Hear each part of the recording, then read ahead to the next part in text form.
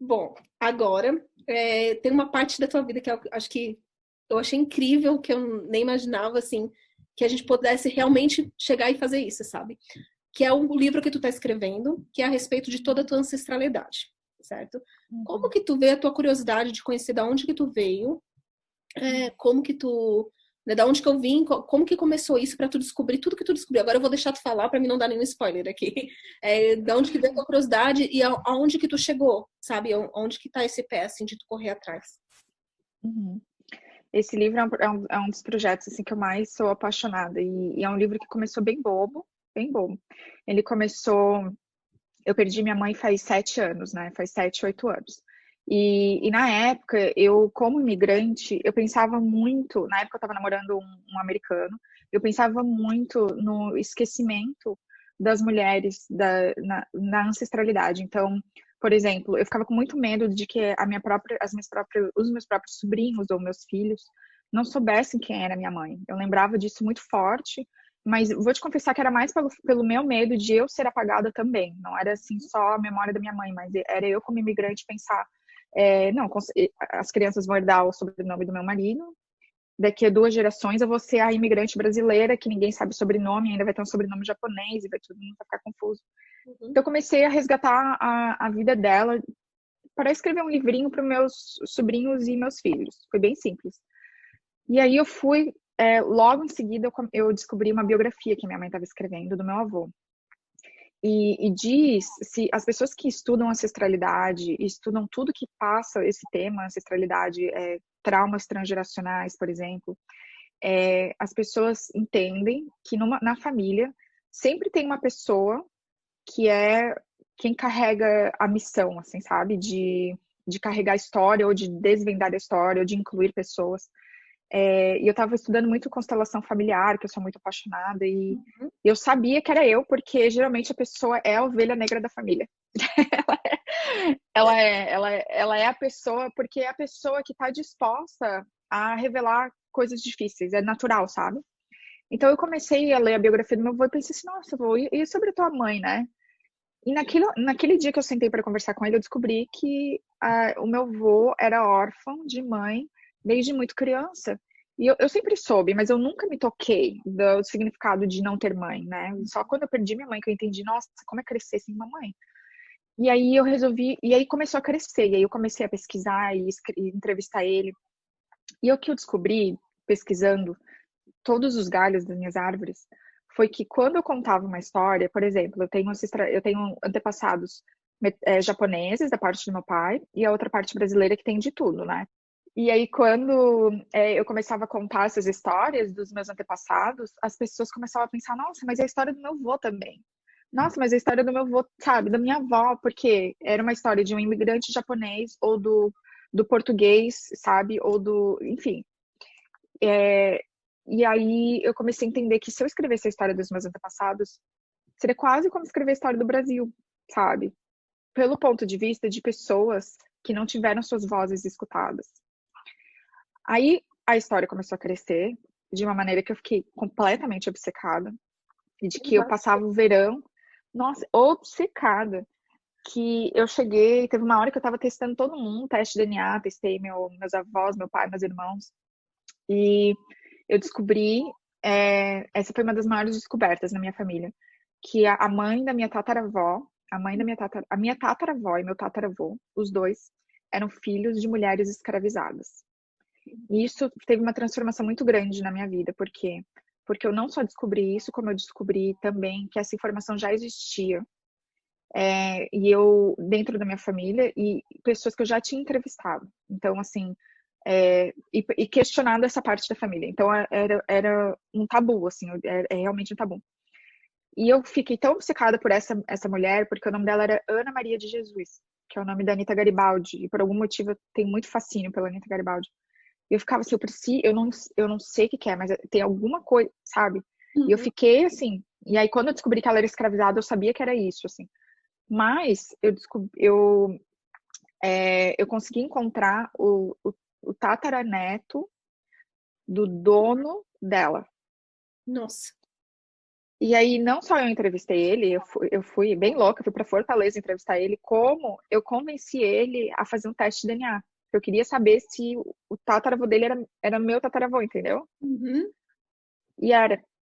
O teste de DNA voltou positivo. Positivo não, né? Deu uma semelhança com o teste com a minha avó. O que comprova algo que a gente já sabe, que no Brasil as mulheres escravizadas, né, tiveram muitos filhos dos seus proprietários, assim. Uhum. Mas não é algo que as pessoas que têm a comprovação histórica, claro, tem, né, assim, né, nesse sentido. Então eu achei que a minha história precisava ser contada, porque eu acho que as pessoas olham para mim, elas não me veem como brasileira, tem mais isso, tem mais essa camada. E eu queria dizer assim, olha, primeiro, eu sou o Brasil, então o nome do meu livro é Eu, Brasil. É que as pessoas se acostumem que, tipo, o Brasil é assim, é totalmente miscigenado.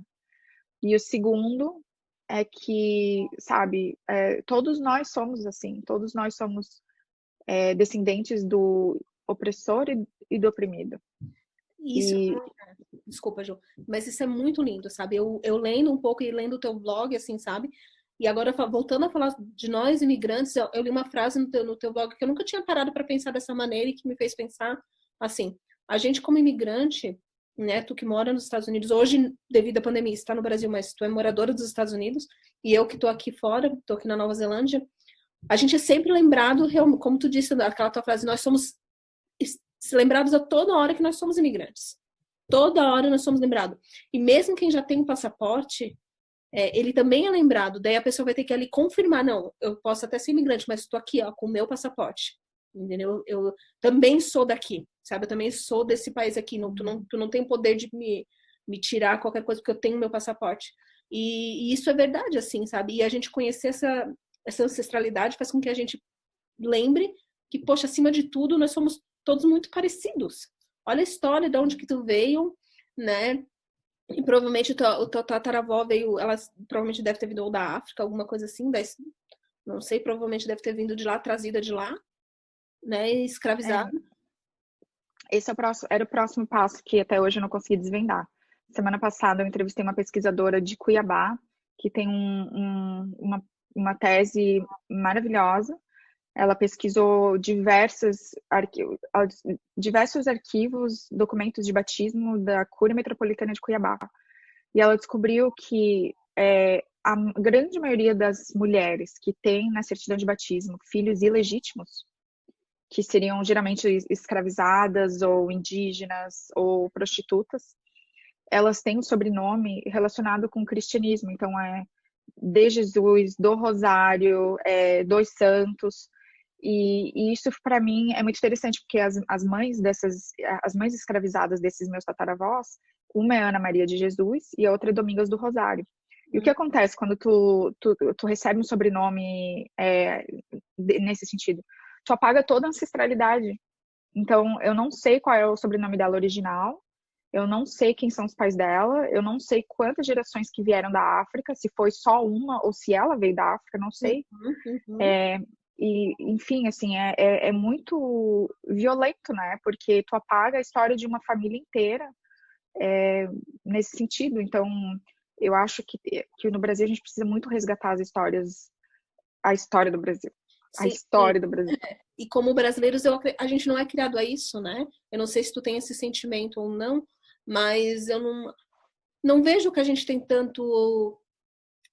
A gente busca entender. Existem algumas festas de família no Brasil que eu vejo que é bem popular, né? Mas esse festa de família, assim, esse primeiro, a bolha mais próxima, não a bolha que vai se expandindo. A gente não tem o costume nem mesmo de desenvolver essa curiosidade no Brasil. É muito estrangeiro, porque aqui eu vejo que as pessoas têm essa curiosidade de saber de onde vem e o orgulho também da pátria, né? Aqui tem muito indiano. E eu vejo o quanto o povo indiano ele tem orgulho de ser indiano, sabe? O quanto eles têm orgulho de dizer assim, eu sou da Índia, e a gente sabe a situação que a Índia é um país que, né, os indianos muitas vezes são até ridicularizados na maior parte do mundo, mas eles não se veem assim. E nós brasileiros não. Nós brasileiros a gente tem o costume de se inferiorizar e de não procurar e não ir atrás realmente desse poder que a gente tem. Uhum. É. a síndrome do vira-lata, né, do brasileiro, que é muito complicado. Eu precisei ir para os Estados Unidos. Eu precisei ir para os Estados Unidos e viver como uma mulher imigrante racializada, né? Então, sofrer de uma grande maneira, eu ia dizer de uma certa maneira, de uma grande maneira, discriminação em ambiente de trabalho, até, assim, em questão salarial, porque como os meus empregadores sempre sabiam que eu dependia muito de ter trabalho para manter o meu visto, muitos acabavam tomando vantagem, sabe? Então, muitos sabiam disso e sabiam que eu teria que pegar um emprego, mesmo que eles me oferecessem abaixo, que eu não teria como dizer não. Então, foi muito complicado, assim. E aí, só quando eu fui para os Estados Unidos, que nem isso, demorou muito tempo, assim, muitos tapas na cara para eu acordar para esse mundo enfim, assim, disso que a gente está vivendo agora, né? Esse mundo que todo mundo está acordando que não basta ser não racista, tem que ser antirracista. É algo que eu precisei sofrer na pele, literalmente. Literalmente não, né, Juliana? Tô virando americana aqui. E aí, quando eu voltei agora na pandemia para Criciúma, que eu reparei o quanto que a nossa cidade ela meio que valida essa supremacia branca de uma certa maneira, né? As famílias brancas ou as famílias de origem alemã, italiana, que não é necessariamente considerada branca em algumas culturas, mas aqui sim, como que elas são muito valorizadas. Só o fato de tu ter um sobrenome de uma família rica, importante, faz toda a diferença. Tu sabe, né, Fer? A gente não tinha sobrenome das grandes famílias, então não era assim do tipo, a gente tinha que batalhar para ser ouvida, né? Sim. E eu não entendia isso. Não. Isso eu fui me dar conta. Nossa, isso é muito forte, porque assim, a gente teve um poder, né? E eu sempre digo que eu fui privilegiado, sempre tive dinheiro, não fui milionária, mas eu tive dinheiro. E por isso eu acho que até que a gente não sofreu tanto, assim, sabe, Ju? Porque a gente teve essa situação privilegiada. Mas, infelizmente, o colégio que a gente estudou, primeiro, eu, Fernanda, não sei a tua experiência, até depois da tua volta, seria bem legal até tu contar, mas eu, de criança, eu lembro que eu não gostava daquele colégio. E depois de grande é que eu fui entender o porquê. E eu vi que era realmente isso, pela essa desvalorização de que realmente lá era muito. E na época eu lembro que a gente tinha muitos filhos de políticos envolvidos. Tu vai lembrar disso, né? A gente tinha muitos filhos de políticos. Eu lembro de professores realmente deixando claro que o quanto era importante aqueles filhos estarem naquele colégio e a gente, como se a gente fosse, tipo, sei lá, sabe, um pouquinho. Não era excluído, porque a gente não era excluída. Não me sinto assim. Não sei se era. Mas existia uma diferença. E a gente, muito velada, assim, sabe? Mas existia. E a gente sentia, porque a gente sente, as pessoas sentem.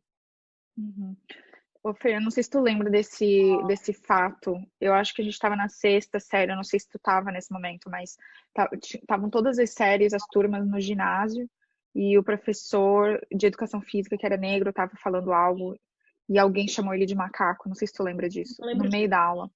Ele era um professor que todo mundo, assim, amava demais, né? Ele era muito querido, ao contrário de um outro professor que era branco e era extremamente agressivo, violento e nada acontecia com ele. Mas esse professor, eu nunca vou me esquecer disso, ele parou e chorou. Nossa, na frente de todo mundo, assim, chorou. E foi muito chocante, porque, assim, a gente não costuma ver professor chorando, né? Mas foi uma grande lição, eu acho, para muitos, assim, eu acho que a gente tem essa ideia de que o racismo é algo muito longe, né? E muito, assim, preto e branco, vamos dizer, no sentido de como acontece. Mas essas pequenas violências, agressões, estavam muito na nossa infância, nessa cidade.